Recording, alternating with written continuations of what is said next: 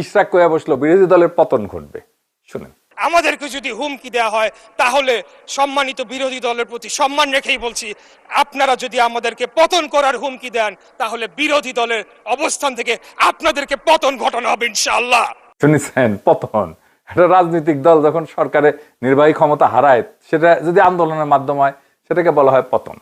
মানে সরকারে থাকলে সেটা পতন হয়। বিরোধী দলের তো কোনো নির্বাহী ক্ষমতাই নাই, তার পতন হবে কোথায় থেকে? সে কোথায় ছিল আর কোথায় নামবে? সে তো ছিল না কোথাও। এটা ভুলভাবে বলা কথা না।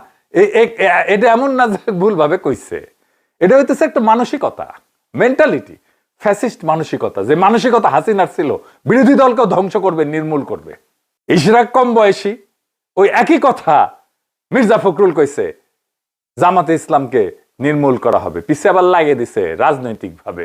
তাদের যে অতীত ইতিহাস, সেই ইতিহাস আমরা সবাই খুব ভালো করে জানি। সেই কারণেই সমগ্র জাতি অত্যন্ত সচেতনভাবে তাদেরকে প্রত্যাখ্যান করেছে এবং আগামীতে যেন পুরোপুরি তাদেরকে নির্মূল করা যায় রাজনৈতিকভাবে, সেইভাবেই আমাদেরকে কাজ করতে হবে। এই বুড়া হাঁটতে পারে না ঠিক মতো, জামাতে ইসলামকে নির্মূল করবে, সেই একই বাকশালী মাইন্ডসেট। বুঝিসাও?